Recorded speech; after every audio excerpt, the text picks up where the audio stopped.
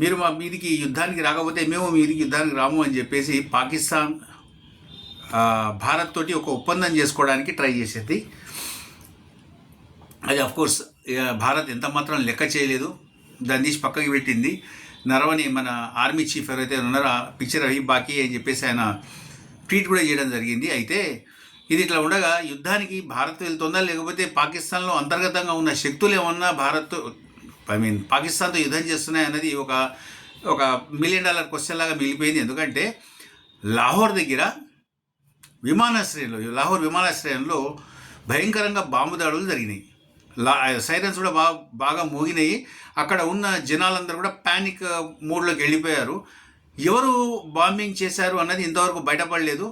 అవి లోకల్గా ఉన్న శక్తులా, లేకపోతే తెహ్రీకే తాలిబాన్ పాకిస్తానా, లేకపోతే ఇంకొకటా లేకపోతే భారత, ఏది తెలియకుండా ఆ లోకల్గా ఉన్న శక్తులైతే దాన్ని ఒక ప్యానిక్ సిచ్యువేషన్లో వాళ్ళు చూస్తున్నారు.